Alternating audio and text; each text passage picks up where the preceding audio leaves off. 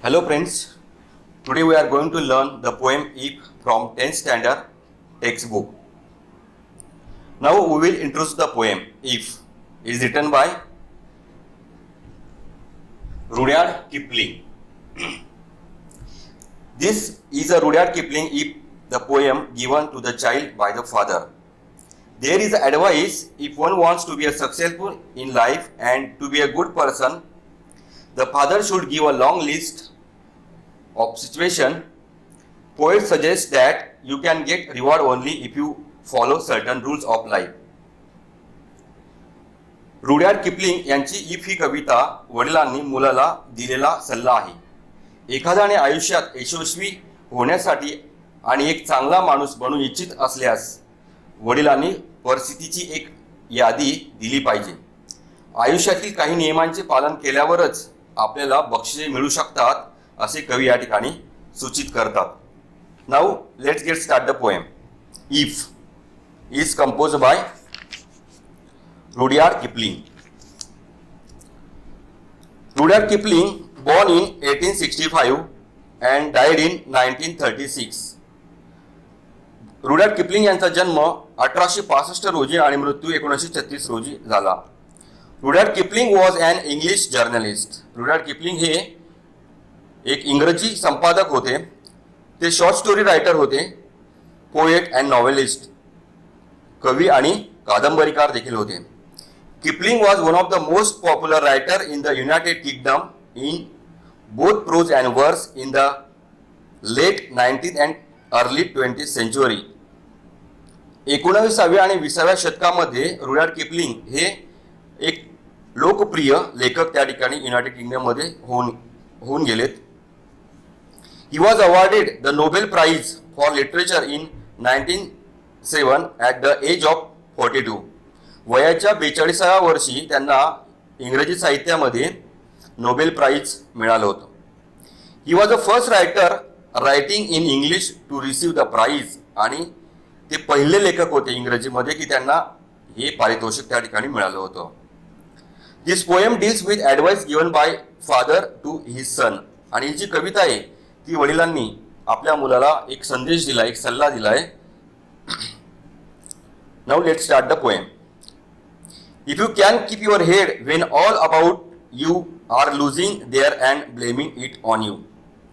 आजूबाजूच्या लोकांची डोकी जर ठिकाणावर नसतील आणि तुम्हाला ते ब्लेम करत असतील तेव्हा तुम्ही तुमचं डोकं शांत ठेवणार असाल. If you can trust your when all men doubt you but make allowance for their doubting too. जेव्हा इतर लोक तुमच्यावर संशय घेत असतील, जेव्हा तुमचा विश्वास असेल आणि जर इतरांना तुम्ही संशय घेण्यास त्या ठिकाणी संधी देत नसाल. If you can wait and not be a tired by waiting. आणि जर तुम्ही त्या ठिकाणी वाट बघू शकत असाल आणि वाट बघण्याला तुम्ही त्या ठिकाणी कंटाळणार नसणार.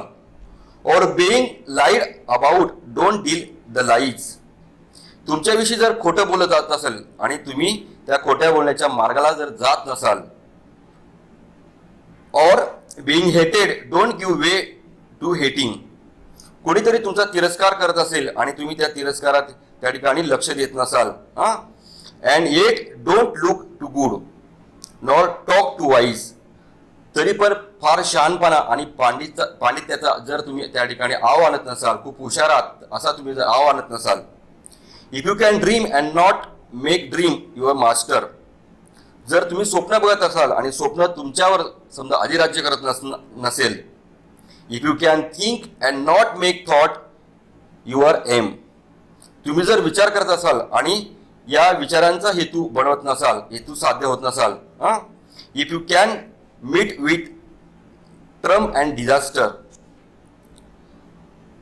जर तुम्ही विजय आणि पराजयाला सामोरे जात असाल आणि and treat those two impostor just the same. आणि दोघांना जर तुम्ही त्या ठिकाणी सारखं एक मापत असाल.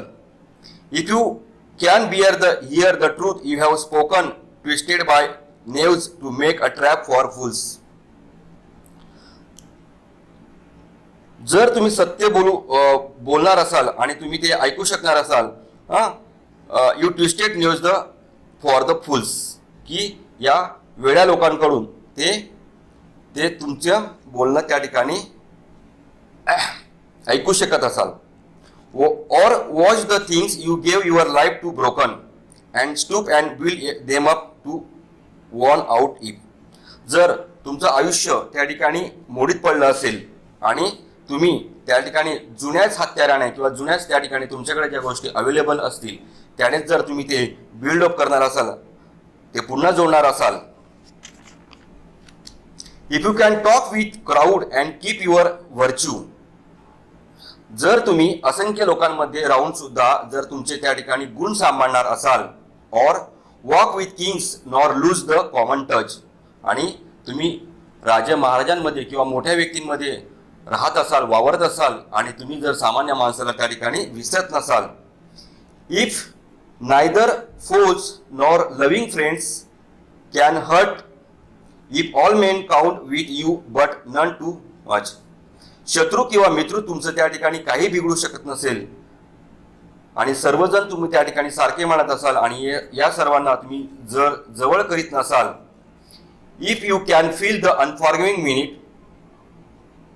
जर तुम्ही हा प्रत्येक सेकंद ज्या ठिकाणी वाया घालवत नसाल, with 60 second worth of distance run, आणि त्या ठिकाणी प्रत्येक सेकंदाचा तुम्ही जर चांगला उपयोग करून घेत असाल. Yours is the earth everything that's in it. तर ही पृथ्वी तुमचीच आहे, हे जग तुमचंच आहे, तुमचंच अधिराज्य असेल. And which is more you will be a man मी. मग लेखक या ठिकाणी पोएट आपल्या मुलाला सांगतात की अधिक मी तुला काय सांगू शकतो, परंतु तू एक चांगला माणूस त्या ठिकाणी बनू शकतो. Hello friends, now will read the poem if. If you can keep your head when all about you are losing theirs and blaming it on you. If you can't trust yourself when all men doubt you, but make allowance for their doubting too. If you can wait and not be tired by waiting or being lied about, don't deal in lies. Or being hated, don't give way to hating. And 8, don't look to good, nor talk to wise. If you can dream and not make dream your master. If you can think and not make thought your aim. If you can meet with triumph and disaster and treat those two impostors just the same. If you can bear to hear the truth you have spoken, twisted by knaves to make a trap for fools, or watch the thing you gave your life to broken, and stoop the build them up with worn out tools. If you can talk with crowd and keep your virtue, or walk with king nor lose the common touch. If neither foes nor loving friends can hurt you, if all men count with you but none too much, if you can feel the unforgiving minute with 60 seconds worth of distance run, yours is the earth and everything that's in it. And which is more, you will be a man, my son. By Rudyard Kipling.